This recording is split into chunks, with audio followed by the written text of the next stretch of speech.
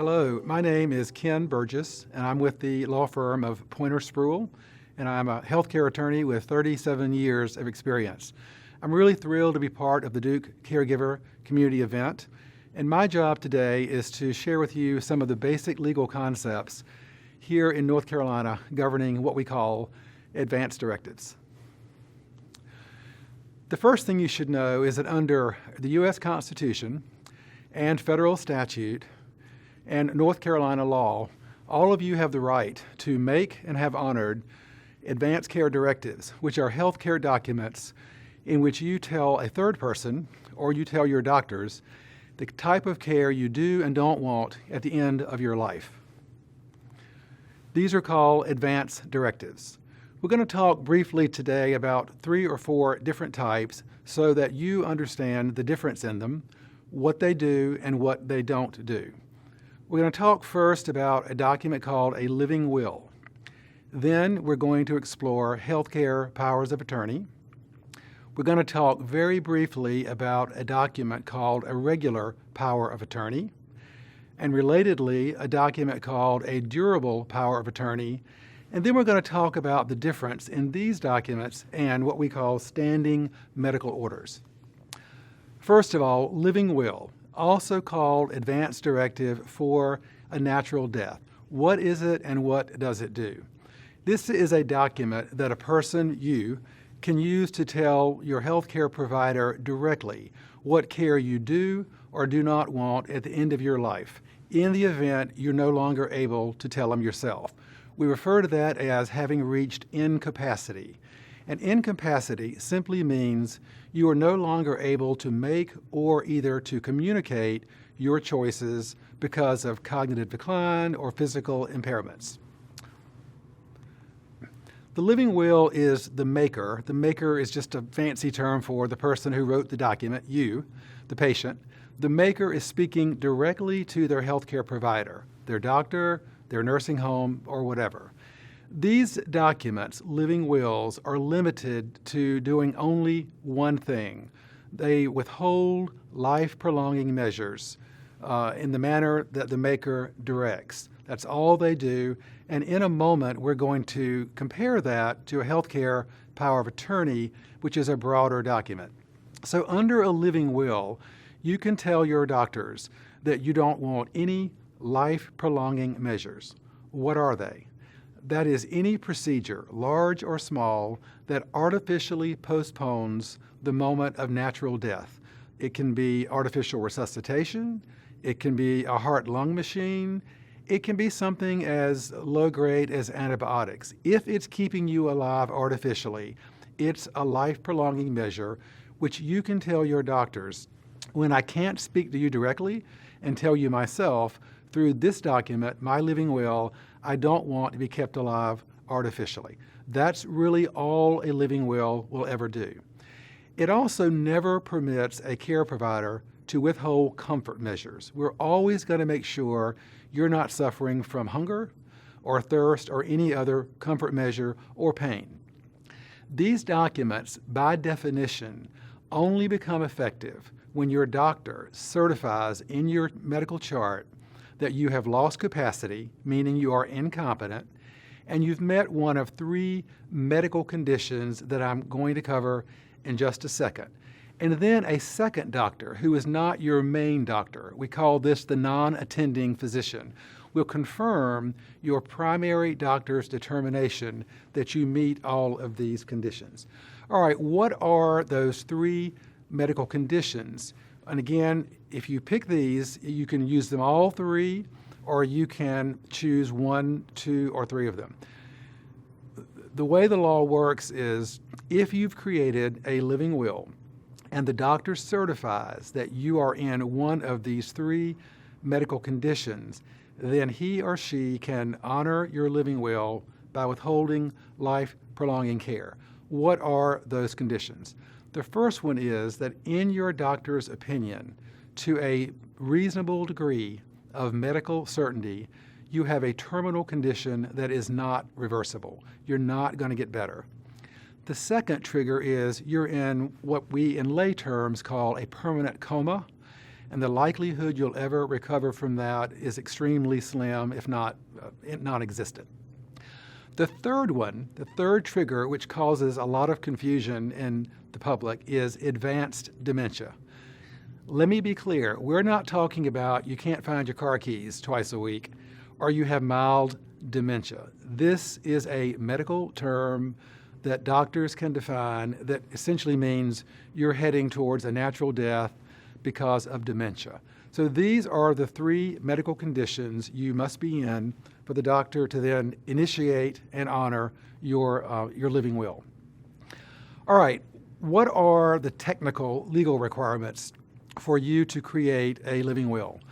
The first thing is it's got to be signed by you. It has to be witnessed, and we'll talk in a moment about who can be your witness.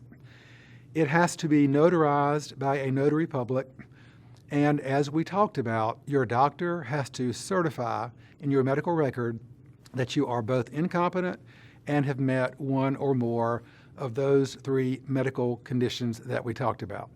As I mentioned, you can create your living will to use all three of those trigger conditions, those medical conditions, or any one or two of them. Really up to you and what you want to do. All right, that's the living will. Let me recap. It only has one purpose. It tells your provider from your own hand the care you do or do not want at the end of your life. That's all it does. It's an end-of-life planning document. Now we're going to talk about the second type of advance directive, and it's called a healthcare power of attorney. In this document, you would name a third party, a family member, a close friend, somebody who can speak for you to make any and all healthcare choices, both routine care and in serious end-of-life choices, at a time when you can no longer make or communicate those choices yourself. So the difference in the living will is in that document, you're speaking directly in writing to your doctor or other healthcare provider. In the healthcare power of attorney, you're naming a third person to do all that for you when you reach the point that you can no longer do it for yourself. So a healthcare power of attorney, also called in lots of healthcare settings, a healthcare POA, you name an agent to make healthcare choices for you. In the healthcare POA, you will have the opportunity to give your agent, we call your friend or loved one, you're naming the healthcare agent, you'll have the opportunity to give them any and all direct discretion they need to make decisions, or you can put limits on the power you give to your healthcare agent. In North Carolina and in most other states, if you're traveling or have a vacation home, these documents are not effective by law until you, the maker, become incompetent or reach incapacity. Again, that just means you can no longer make or communicate your own healthcare choices. Until that time, even if you have a document that's 10 years old, you're still in charge of your healthcare and you make all your own decisions. So here's a little chart that I find helps people just to summarize the healthcare power of attorney. We talked about this already, but what's required is for you to give clear expressions of who your agent is going to be, what powers or limits you're giving them. You've got to sign it, and just like the living will, it has to be witnessed by two witnesses and notarized by a North Carolina notary public. On the right-hand side of the slide is just a reminder that you can give total power to your healthcare agent, or you can limit their authority. Some people, for example, don't want a third party to make decisions about artificial nutrition and hydration, food and water, or mental health issues, or what happens to their body after death. If that's what you want, you can write your healthcare power of attorney to reflect that. Both of these forms that we have talked about, the living will and the healthcare power of attorney, there are pre-established forms contained in North Carolina statute. They can be a bit complicated, but you can download them yourself. There's also a form that all major healthcare systems now honor that we prefer. You can Google this, and it's called Advanced Directive, a Practical Form for North Carolinians. Much shorter, legally valid, and does all the same things the forms in the statute accomplish. It's also important for you to know that healthcare providers are sometimes presented with competing advance directives. Two family members don't get along. One shows up with a healthcare power of attorney you signed in 2014. The other shows up with one you signed in 2015, and the healthcare providers have to know what to do. Well, typically, we're going to honor the document that was latest in time. So if the 2015 one in my example would be the one that we would follow. The point of that little story is if you create a second living will or a second healthcare power of attorney, go get the old ones back and tear them up so we don't have this confusion. You should also know that North Carolina law gives protection to hospitals, nursing homes, doctors, nurses who, in good faith, rely on what appears to be a valid living will or a valid healthcare power of attorney. And under state law, as long as those professionals have no good faith basis to believe the document has been revoked or created by fraud, then they can't be held responsible criminally, meaning for manslaughter or homicide by letting you die naturally, or for civil liability, meaning they can't be sued for money damages in court because they allowed you to die. They also can't lose their professional license. Again, this is the case unless the provider has some good faith basis to believe there's something funny going on with these documents. I'm often asked, I have a document, a living will or a healthcare POA that I created some time ago. I keep hearing about the law changing. How do I know if my document is still valid? Well, first of all, the law has not changed for several years.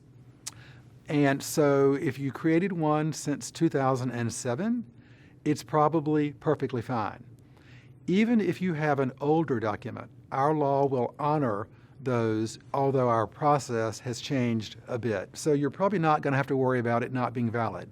But you do want to make sure whatever document you have and whenever it was created, that it meets the following criteria. Is it witnessed by two qualified witnesses? Number one. So those witnesses have to see you sign the document, or you have to acknowledge, if you signed it earlier, yes, indeed, that is my signature. Those two witnesses also have to believe in good faith that you have sound mind, meaning you have your mental capacity at the time they witness your document. Here's the most important thing to know. Not just anybody can be a witness. First of all, nobody can witness your living will or your healthcare power of attorney who's related to you within the third degree. If I tried to explain to you the degrees of kinship, your head would spin. So let me just give you a simple rule. Don't let your relatives serve as your witnesses, and you'll always be safe. Use friends or other people. Secondly, your witnesses cannot be somebody who is in your will and will take property from you, or somebody who would inherit from you under North Carolina law if you die without a will. Those people are deemed to have a vested interest in your passing, potentially, so we don't let them serve as witnesses. Also, no paid employee of a healthcare facility or doctor's office, a hospital, a hospice, a nursing home, paid employees may not serve as witnesses for your living will or your healthcare power of attorney. Volunteers can.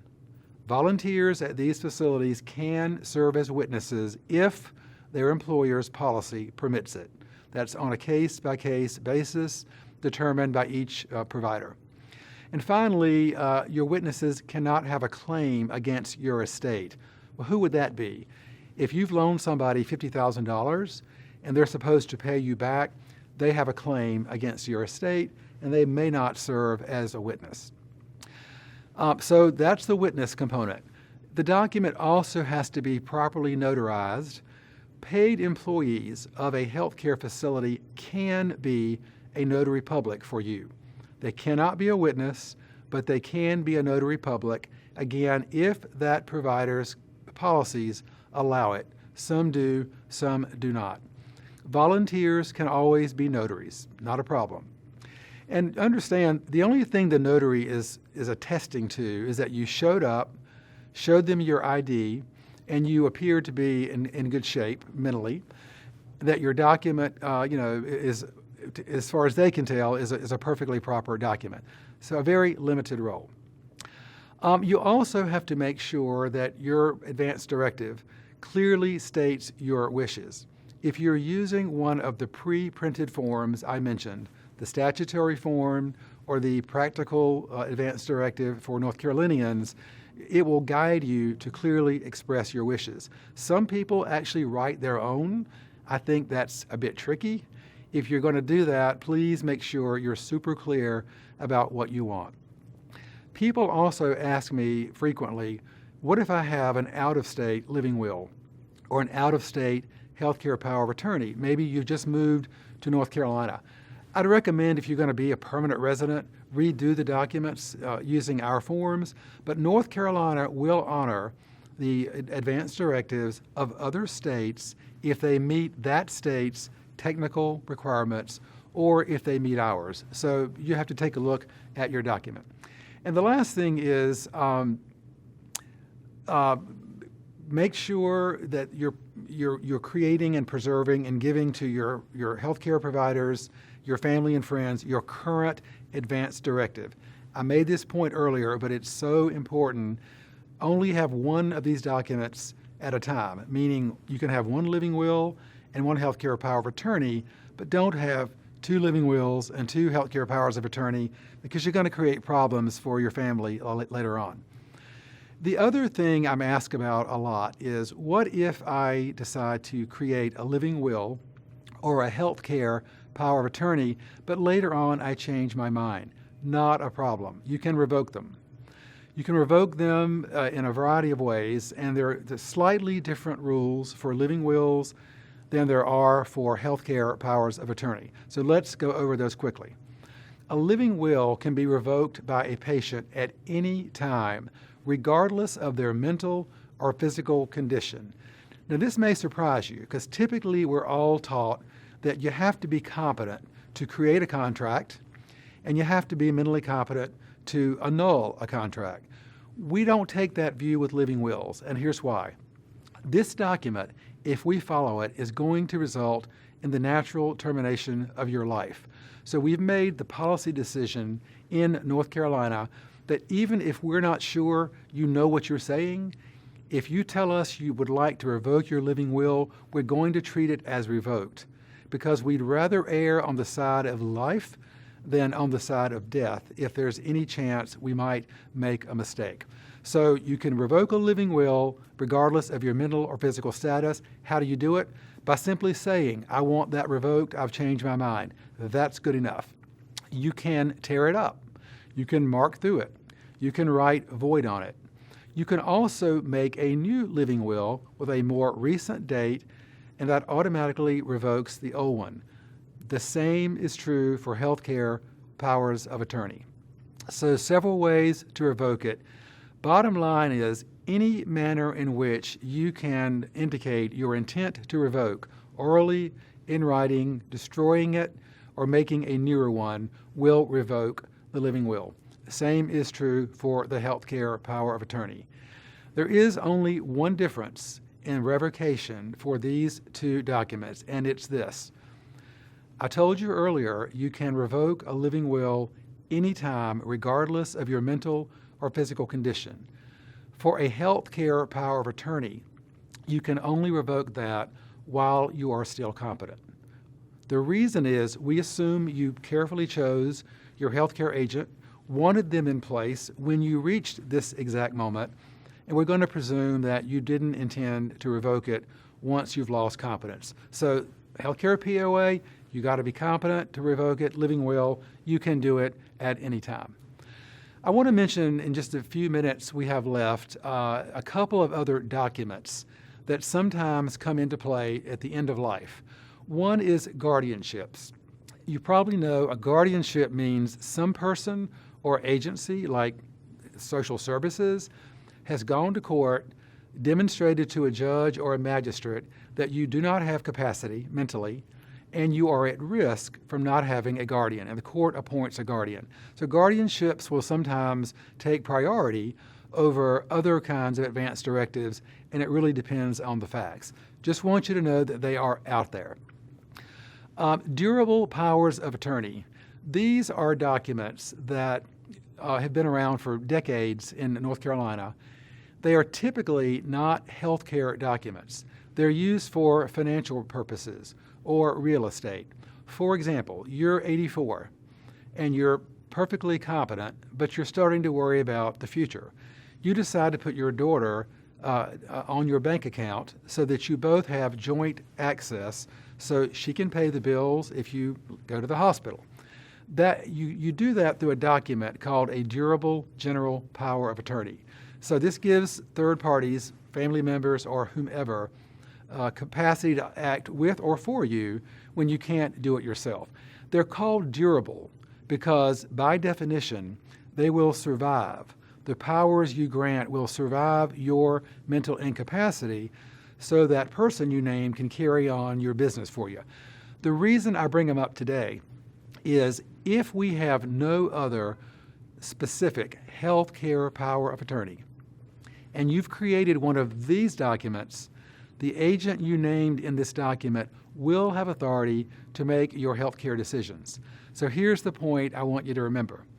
If you picked an agent under a durable POA because they're good with money, but you wouldn't want them in control of your life, then you need to have two documents, the general durable POA for business and the health care POA for health care. If you're comfortable that you've picked the same person you'd use for both functions, then you're in fine shape. But just know that if you have created a durable power of attorney and nothing else, that person you have chosen will have control over your health care choices at the end of life. Another document quickly we want to talk about are actually medical orders. I want to make a really, really important point here. We have so far today talked about advance directives, living wills, healthcare powers of attorney, and sometimes durable general powers of attorney. They are not medical orders. They are your indications of what you want at the end of life. All those documents still require a physician or a nurse practitioner or a physician's assistant to actually execute a medical order to carry out those wishes. So medical orders are not advance directives. They are the document that puts those things into play. However, North Carolina has two portable medical orders. We call them portable because they go with the patient from care setting to care setting, from home to nursing home to hospital, hospital to hospice. They go with you. And they will sometimes indicate your wishes. The first one is called a portable do not resuscitate. It's a big yellow form. It's by law yellow. And all it says is, I don't want cardiopulmonary resuscitation if I'm at the end of my life. You see these very frequently, especially in long-term care settings. The other one is called a MOST form, M-O-S-T, or medical order for scope of treatment. I'm not going to talk much about these because I've been told that the Duke system does not honor the MOST form. If anyone ever brings it up to you at a cocktail party about end of life, just know it's another traveling order that tells doctors and healthcare providers what you do and don't want when you can't tell them yourself. I will leave you with this.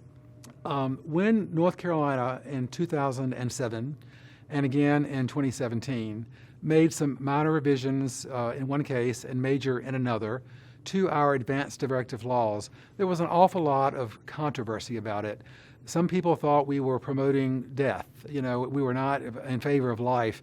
I stay away from that conversation, but I can tell you as a lawyer who has worked for 37 years with families and hospitals and nursing homes dealing with the natural, honorable process of death, that planning for your death is not just good for you, it's the greatest gift you can give to your family.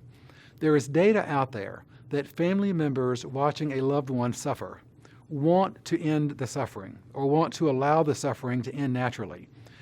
The data says when the patient has given no specific instructions, the families tend to sustain life even when they don't want to because of guilt. When their mom or uncle or grandma has told them what they want, they feel peace about letting nature take its course.